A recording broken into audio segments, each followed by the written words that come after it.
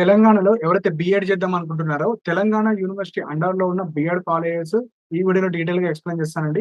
So, మెయిన్‌గా మనకు నిజామాబాద్ కావచ్చు, కామారెడ్డి కావచ్చు, ఆ చుట్టుపక్కల ఏవైతే మన తెలంగాణ యూనివర్సిటీ అండర్‌లో ఉన్న డిగ్రీ కాలేజెస్ ఏ విధంగా ఉంటాయో, బీఎడ్ కాలేజెస్ కూడా ఉంటాయి. సో, అవి ఈ వీడియోలో డీటెయిల్‌గా ఎక్స్‌ప్లెయిన్ చేస్తాను.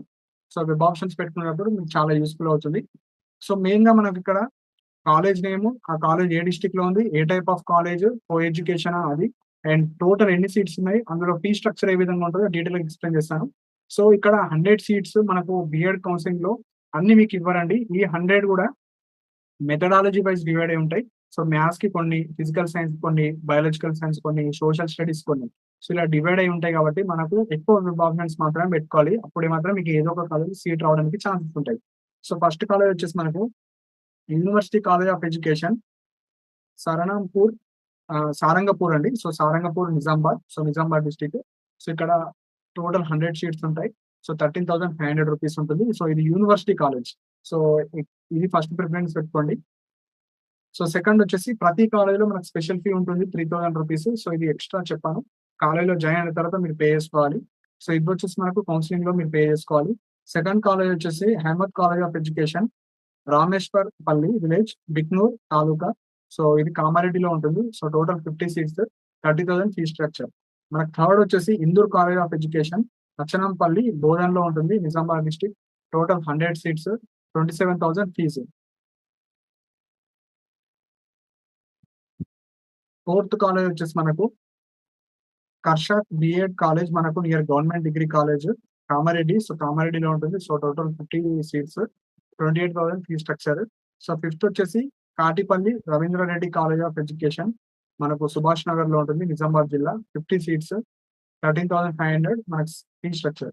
సిక్స్త్ వచ్చేసి ప్రగతి కాలేజ్ ఆఫ్ ఎడ్యుకేషన్ మనకు దుర్గిపల్లి, బాన్స్వాడలో ఉంటుంది. కామారెడ్డి జిల్లా. 100 సీట్స్ ఉన్నాయి. 28,000 ఫీజ్ స్ట్రక్చర్. సెవెంత్ వచ్చేసి మనకు ప్రియదర్శిని కాలేజ్ ఆఫ్ ఎడ్యుకేషన్ ఆర్మూర్‌లో ఉంది.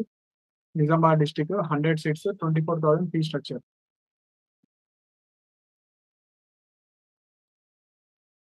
ఎయిత్ కాలేజ్ వచ్చేసి శ్రీ రాఘవేంద్ర విద్యాలయం నియర్ దర్గా, పెర్కిట్ విలేజ్, నిజామాబాద్ జిల్లా. 100 సీట్స్ ఉన్నాయి. 26,000 ఫీ స్ట్రక్చర్. నైన్త్ వచ్చేసి శ్రీ సద్గురు బండయ్యప్ప స్వామి కాలేజ్ ఆఫ్ ఎడ్యుకేషన్ బిచ్కొండ దగ్గర, కామారెడ్డి జిల్లా. 100 సీట్స్ ఉన్నాయి. 24,000 ఫీ స్ట్రక్చర్.